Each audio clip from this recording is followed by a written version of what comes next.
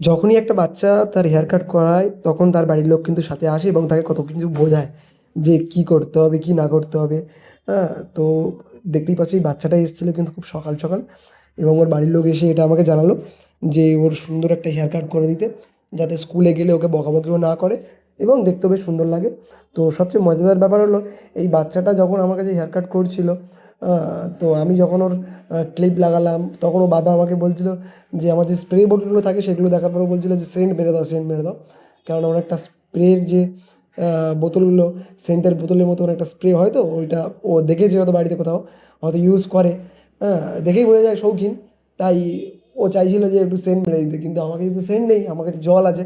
তো আমি যখন ওকে একটু হালকা স্প্রে করেছিলাম, করার পরে যখন হেয়ার কাট করছি ও বললো না কই সেন্ট তো নেই, তুমি সেন্ট মারো।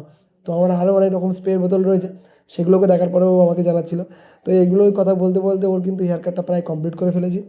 আর তোমরা দেখতেই পাচ্ছ ওর মোটামুটি এর মধ্যে কিন্তু কাটটাকে আমি কমপ্লিট রাখার চেষ্টা করেছি।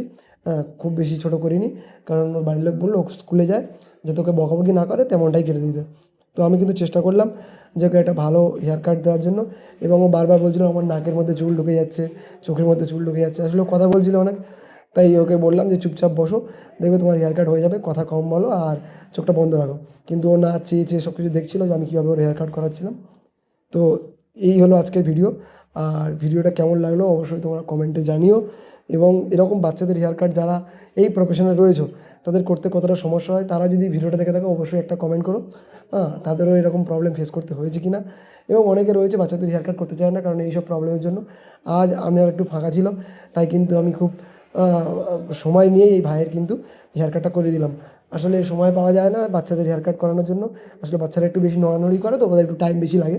তো আমি যেহেতু একা, যেহেতু বড়রা বেশি হেয়ার কাট করে, তো বাচ্চাদের একদমই সময় পায় না, তাই ভাই আজকে এসেছিলো। তখন কিন্তু বৃষ্টির জন্য মোটামুটি খালি ছিল দোকান। তো সেই সময়ের মধ্যে কিন্তু আমি এই ছোট্ট ভাইটির হেয়ার কাট করে দিলাম। আর যদি ভিডিওটা ভালো লাগে অবশ্যই চ্যানেলটাকে সাবস্ক্রাইব করো, লাইক করো এবং কমেন্ট করো। বাই।